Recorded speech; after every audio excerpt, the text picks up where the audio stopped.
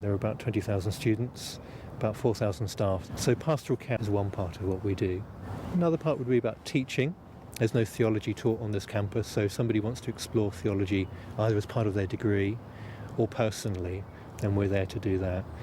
And then there are two other things we do which are a bit more difficult to explain. One is spirituality, and we try and do that in quite a broad sense. That might be taking students on retreat or staff on retreat, and we take people away to a monastery, which is great fun, because a lot of people have never been to that. Or it might be running a quiet day, just taking some people away who are stuck in a lab all day. Come away, have some silence and some space. I'm not going to talk to you about God. If you want to, that's great, but just have some peace for a moment, for an afternoon. So that's broadly spirituality. And then there's a fourth category called hospitality. How do we make this university a more hospitable place? A place where people are happy to be. And there's a particular project which I'm involved in at the moment. There's no memorial on campus to students who've died, or staff for that matter. So over the past year or so I've been working with a sculptor to design a memorial. So things that make this university more humane, more hospitable. I started up in a fairly formal evangelical background, and it took me quite a while to find me in that. At the age of 16, I decided, yes, I wanted to be a Christian, but I still wasn't sure how. And it took seeing other people living their faith in generous, imaginative ways for me to say, I might do my faith like that. One particular figure when I was a young man who was very influential was a guy called Henry Nouwen, a Catholic spiritual writer. I saw him on stage at Greenbelt, and I thought, you look like a man who you live in your skin in an imaginative, happy way. I like that. So over time my faith has grown. Sure, there's an evangelical background, but now there's a bit of Catholic spirituality. There's some stuff about silence, some peace and justice things. So it's kind of grown over the years. I ended up becoming a chaplain almost by accident, really. I needed a job. I finished the first 3 years of my training. It could have been a vicar somewhere, and the job here was advertised. And it only really turned out a couple of years after I'd been doing the job that I suddenly realised this is a job I'm meant to be doing. I have a background as an academic. I was going to do a PhD, and I had the money. I was sent a cheque, and I thought, I'm not sure I want to do this PhD. So I put the cheque back in the post, which is quite unusual, I think, and said, I want to work with people. But it's always been those two parts of my personality, the study and the people stuff. And it wasn't until I was in here for 2 years, I'm a bit dim really, I suddenly realised this is the place I'm meant to be. And I think that's what vocation means. I think vocation doesn't mean in bright lights, go there, Mark. It often means you end up muddling through it in a good enough way, and then you get somewhere and you think, this is it, this is where I'm meant to be. I'm fuller in myself, I'm happier and I'm more at peace. And I try and communicate that, my own personal experience, to students when they're saying, well, what shall I do next? I'm paid for by the Oxford Diocese, so I'm given, and I really do see my role as kind of sent. That's what the original meaning of the mission is. I'm a missionary here in a sense. So I work from the diocese, and I work with a full-time Catholic chaplain, a friend of mine. So the two of us are, a kind of family really. And then there are a mix of part-time chaplains from different denominations. There's Quaker, Methodist, Baptist, United Reformed, and in the past we've had Salvation Army as well. So there's a kind of a little family here, and in a sense that's a good thing to model. There's often quite a town and gown divide between university and the town itself. And one of the things I do is I act as a kind of bridge. So I'm supported by the churches in Reading. They partly fund me.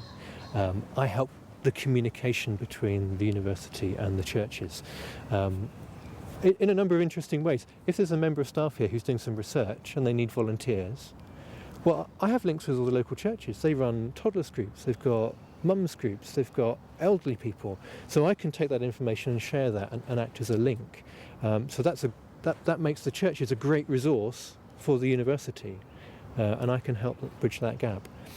Other ways in which I kind of help act as a conduit.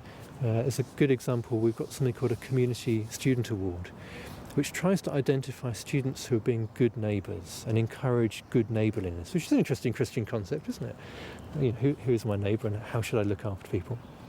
And I, on behalf of the university, I contact local churches and other places of worship, mosques and temples, and say, would you like to nominate a student from your community who helps out? Maybe they run your youth group or your Sunday school, maybe they help out in the mosque, or they do cleaning or something that's totally unrecognised. If you let me know, or if you'd like the details, I can help the university judge whether that should be recognised.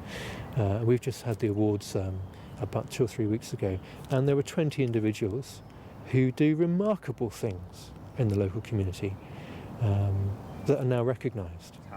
I know where it is. You said you know where it is, don't you? I'll show you where it is. Yeah. We can have a day trip to the Victorian Ice House. Next to the lake, yeah.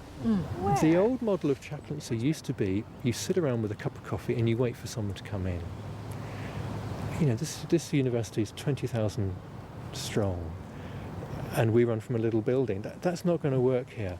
It's much more a case of, do you have a skill that in some way speaks about joy or usefulness or something like that, which you could offer? There are 2 which have come out recently, just over the past couple of months. There's a guy who makes bread, and he loves making bread. He entered MasterChef. He didn't get through to the filming stage, but he did really well. And he now makes bread every Friday, and he teaches people to make bread. So they come into our little kitchen, and he says, this is how you make bread by hand. I'll bake it for you. You come and pick it up. But for an hour, you'll take an hour out of the middle of your day, and you won't be at your office. You'll get away from your computer. You'll have a rest. And there's a woman who's starting a knit and natter group. So she sits around and she teaches people how to crochet. People have a break, they calm down, because, you know, life isn't all about work. I hope. There's got to be more than that. So often it's someone will come and if we can identify a skill that they have and that can fit with what we do, then there's a space. So I'm here to show in myself and to talk about with others how to be fully human. And that happens in a number of different ways. It happens first of all with, have you slept and ate? Have you got a space to live? And, you know, we have had students who don't have those things. And then it starts after a while to grow in terms of, okay, so what more could your humanity be? And at the end of that destination there's, do you know, I've had revealed to me what humanity at its best looks like. It looks like Christ. And there's a journey.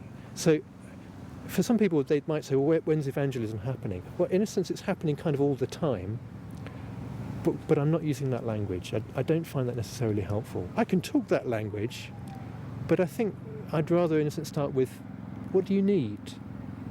Are you happy? Do you need something more to help you? And I think that is evangelism in its, you know, original sense. It's good news. What good news does somebody need?